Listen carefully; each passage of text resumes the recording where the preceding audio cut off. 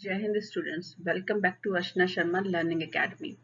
Unit 5 यानी कि work place skills के हम 6 टॉपिक की बात कर रहे हैं, जिसमें आज हम पढ़ेंगे कम्युनिकेशन स्किल्स। और इसमें हम 2 स्किल की बात कर रहे हैं, लिसनिंग स्किल और रिस्पॉन्डिंग स्किल्स। नोट्स आपको हमारे ब्लॉग पर मिल जाएंगे, डिस्क्रिप्शन बॉक्स में हमने उसका लिंक आपको दे दिया है। पेन ले लीजिए, रजिस्टर ले लीजिए, ताकि आप अपनी नॉलेज को और भी ज़्यादा स्ट्रॉन्ग करें और वो लंबे समय तक आपके पास रहे।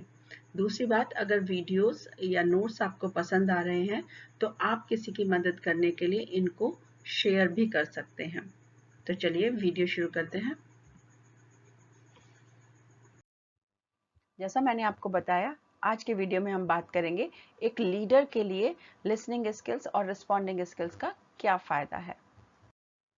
सबसे पहले जानिए कि कम्युनिकेशन स्किल्स क्या होते हैं। वो सारे स्किल्स जो आपको अपने मैसेज को दूसरों तक पहुंचाने में मदद करते हैं, कम्युनिकेशन स्किल्स कहलाते हैं।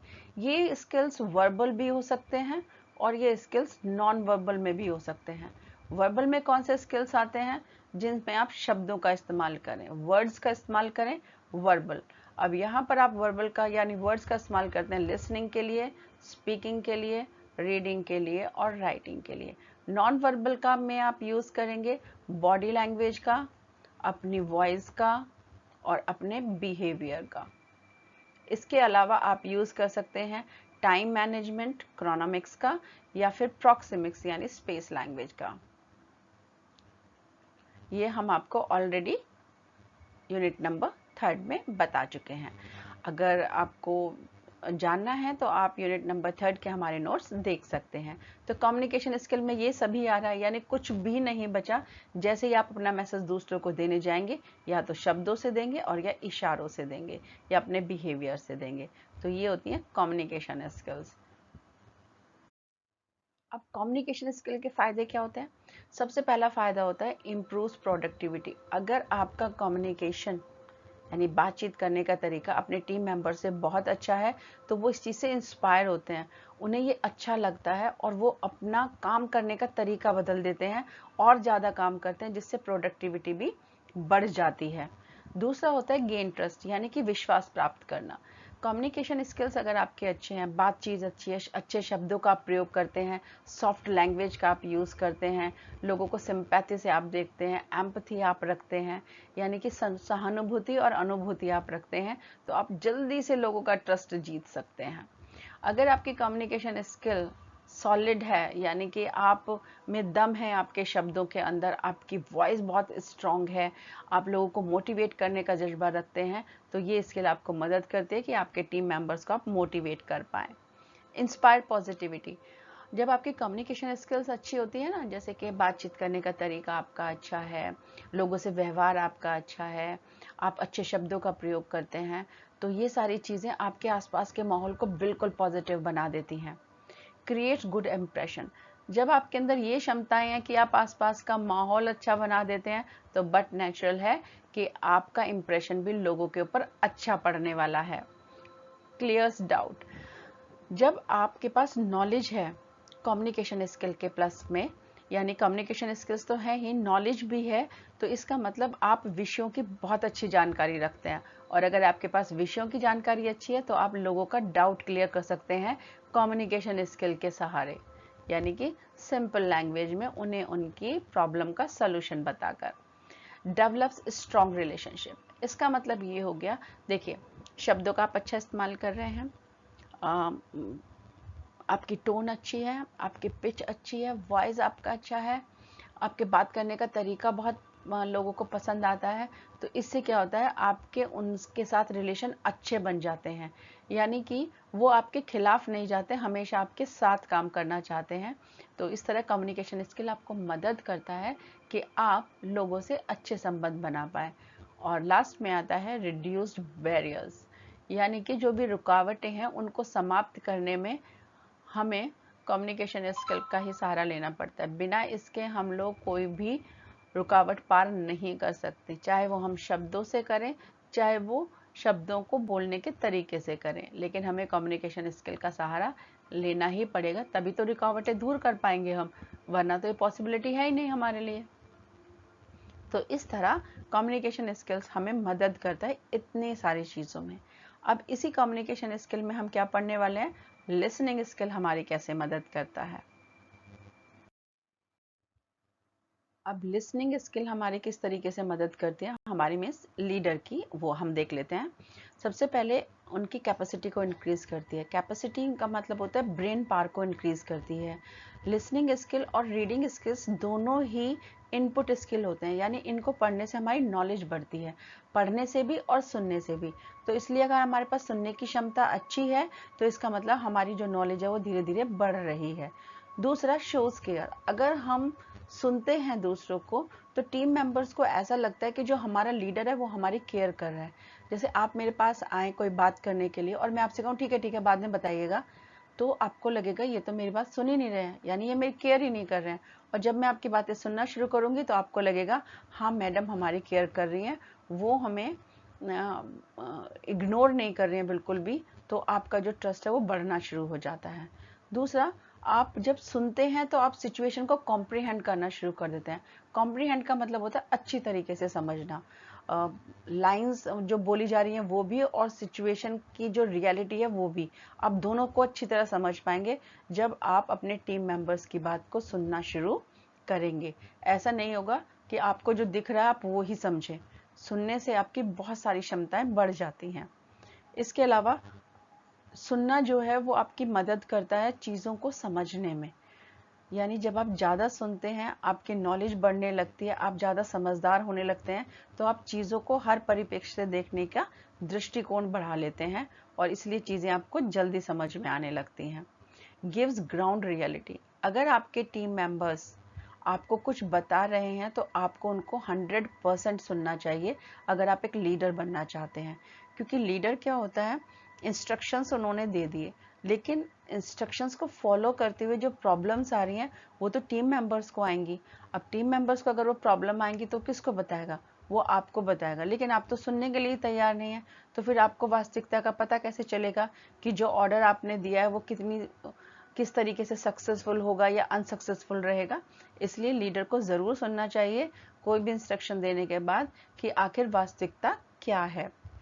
Establishes trust. देखिए, क्योंकि लीडर ने सुनना शुरू कर दिया है तो ये दिखाता है कि अब वो आपकी केयर करने लगा, और जैसे ही आपको ये विश्वास होने लगता है कि लीडर जो है केयर कर रहा है, आपका ट्रस्ट अपने आप बनने लगता है लीडर के ऊपर। लीडर मोटिवेट करता है टीम को। कैसे? सुनने से कैसे मोटिवेशन होगा? देखिए, अगर आप सुनेंगे तो टीम मेंबर मोटिवेट होंगे, भाई हमारे लीडर हमारी बात सुन रहा है, चलो चलकर उनको ये भी बता देते हैं। तो फायदा क्या होता है, वो लोग आपको सजेशन देने के लिए भी आ सकते हैं। ऐसा नहीं है कि आप ही हमेशा सजेशंस दें। तो अच्छे सजेशंस लेने के लिए आपको अपनी टीम को मोटिवेट करना होगा थ्रू लिसनिंग। हाँ, मैं आपकी बात सुन रहा हूँ, आप भी मुझे सजेशन दे सकते हैं। इस तरह से टीम क्या होगी, मोटिवेट होगी। ड्राइव्स इनोवेशन, यानी कि जब आप सुनेंगे चीज़ों को तो आपको 10 तरह के आइडियाज़ पता चलेंगे। अब आप उनमें से कोई भी एक इनोवेशन निकाल कर इस्तेमाल कर सकते हैं। लेकिन अगर आप सुनेंगे नहीं तो आपके पास आइडियाज़ नहीं आएंगे और वो आप पुराने ढर्रे पर ही चलते रहेंगे। तो एक लीडर को हमेशा अपने टीम मेंबर्स को मोटिवेट करना चाहिए, वो सजेशंस के साथ आए। और एक बार वो सजेशन के साथ आएंगे तो आपको उनमें से जो भी सजेशन एक दो पसंद आ रहा है, मिला जुला कर आप एक नया इनोवेशन बना सकते हैं और आपका काम भी ईजी हो जाता है। Helps in better decision. अब क्योंकि आपके पास आइडियाज़ की कमी नहीं है, आप नॉलेजेबल हो चुके हैं, आपको सुनने की क्षमताएं धीरे धीरे बढ़ रही हैं, आपकी माइंड पावर बढ़ रही है, आपकी अंडरस्टैंडिंग बढ़ रही है, तो आप अच्छी तरीके से डिसीजन लेने के लायक हो जाएंगे। तो देखिए, अगर आप एक लीडर बनना चाहते हैं तो याद रखिए कि लिसनिंग स्किल कितना इम्पॉर्टेंट है, ये कितने अच्छे अच्छे काम कर रही है, और सबसे बड़ी चीज़ आपका ट्रस्ट बिल्डअप होता है। तो ये होते हैं लिसनिंग के फायदे किसी भी एक लीडर के लिए। नोट्स की ये इजी लैंग्वेज आपको हमारे ब्लॉग पर भी मिल जाएगी, आप वहाँ से सारे नोट्स ले सकते हैं। तो पहला है, listening increases your capacity as a leader, यानी एक लीडर के रूप में लिसनिंग आपकी कैपेसिटी को बढ़ा देता है। दूसरा है, listening shows you care. Listening ये बताती है कि आप दूसरों की परवाह कर रहे हैं। Listening helps you comprehend the situation. Listening आपको मदद करता है कि आप सिचुएशन की वास्तविकता को अच्छी तरीके से समझ पा सकते हैं। Listening helps you better understand your business. Listening skill आपको मदद करता है कि आप अपने बिजनेस को, बिजनेस मतलब यहाँ काम भी हो सकता है, कि आप अपने काम को बहुत अच्छे से समझ पा रहे हैं। Listening gives you a vision of the reality of ground. अगर आप सुनने की क्षमता रखते हैं तो लिसनिंग आपको मदद करता है कि आप ग्राउंड रियलिटी आपको पता चल जाए, वास्तविकता क्या है, और इस तरह से आपका विजन बिल्कुल क्लियर हो जाता है। Listening helps in establishing trust. Listening help करता है किसी भी टीम मेंबर का अपने लीडर के ऊपर ट्रस्ट बनाने में। Listening motivates team member. Listening दिखाता है कि हम आपकी केयर कर रहे हैं, और जब टीम मेंबर्स को लगता है कि मेरी केयर की जा रही है तो वो मोटिवेट होता है अपनी परेशानियां या अपने सजेशन लीडर को बताने के लिए। Listening drives innovation. लिसनिंग के थ्रू आप बहुत सारे आइडियाज़ अपने पास ला सकते हैं, और जब लोग आपके पास आइडियाज़ लेकर आने शुरू हो जाएंगे, क्योंकि आप उन्हें सुन रहे हैं इसलिए वो आइडियाज़ लेकर आ रहे हैं, तो उन्हीं में से आप कुछ नया सा ढूंढकर इनोवेशन भी कर सकते हैं। Listening helps you take better decisions. क्योंकि अब आपकी अंडरस्टैंडिंग भी बढ़ रही है, तो इसका मतलब लिसनिंग आपको अब हेल्प करेगा कि आप अच्छे से निर्णय ले पाएं, यानी निर्णय लेने की क्षमताएं जो अब आपकी अब बढ़ जाती हैं। अब हम बात करेंगे इम्पोर्टेंस ऑफ रिस्पॉन्डिंग। अभी हमने देखा कि कम्युनिकेशन की क्या इम्पोर्टेंस है, फिर हमने देखा कि लिसनिंग की क्या इम्पोर्टेंस हो सकती है, अब हम देख रहे हैं कि रिस्पॉन्डिंग की क्या इम्पोर्टेंस हो सकती है, ये एक लीडर को किस तरीके से हेल्प कर सकते हैं। Number 1, helps in justification. ज़रूरी नहीं है कि लीडर हर टीम मेंबर के लिए यस कहे, हो सकता है कुछ डिमांड को उसे मना करना पड़े, लेकिन जैसे ही वो मना करता है वहां पर उसे इस बात का ध्यान रखना है कि वो अपने मना करने वाले पॉइंट को जस्टिफाई कर पाए। और जस्टिफाई कब करेगा वो? जब वो रिप्लाई करेगा। अगर वो रिप्लाई ही ना करे तो वो जस्टिफिकेशन नहीं कर सकता। तो सबसे बड़ी मदद होती है रिस्पॉन्डिंग की, कि जस्टिफिकेशन में मदद करता है। मैंने ऐसा क्यों किया, इसलिए किया। मैंने ऐसा क्यों नहीं किया, इसलिए नहीं किया। वो तभी होगा जब आप आंसर देंगे। Next, complete communication. आपको पता है कम्युनिकेशन का जो लास्ट स्टेप होता है that is called feedback. Feedback मतलब रिस्पॉन्स करना। अब जब आप लास्ट स्टेप ही कंप्लीट नहीं करेंगे तो कम्युनिकेशन तो कंप्लीट होगा ही नहीं, और जब कंप्लीट नहीं होगा कम्युनिकेशन तो इसका मतलब आपकी बातें अधूरी रह जाएंगी। इसलिए रिस्पॉन्ड करना ज़रूरी है ताकि कम्युनिकेशन का साइकिल चलता रहे। It continuous conversation. देखिए, रिस्पॉन्ड इस तरीके से करिए कि कन्वर्सेशन बीच में बिल्कुल भी ना रुके।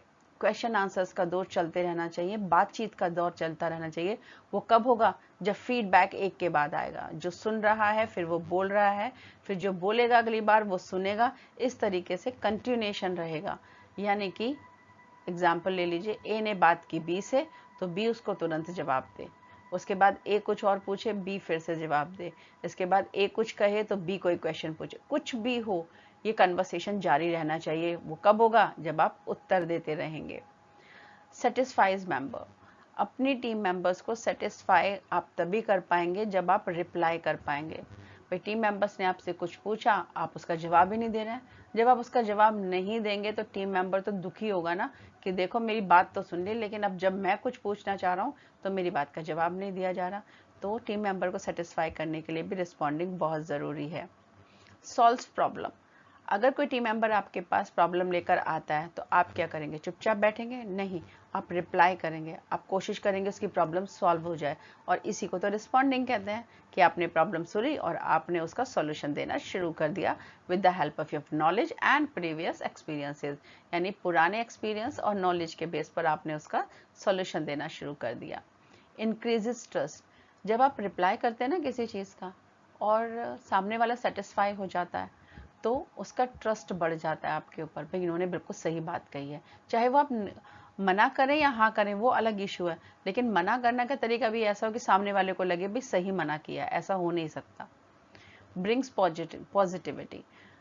जैसे ही आपने लोगों को रिप्लाई देना शुरू किया, उनके चेहरे पर एक संतुष्टि का भाव आना शुरू हो जाता है। चलो, मेरे को रिप्लाई तो मिल रहा है, ऐसा तो नहीं है कि मैं कुछ कहूँ और सामने वाला कुछ कहे ही ना बॉडी लैंग्वेज से और ना शब्दों से।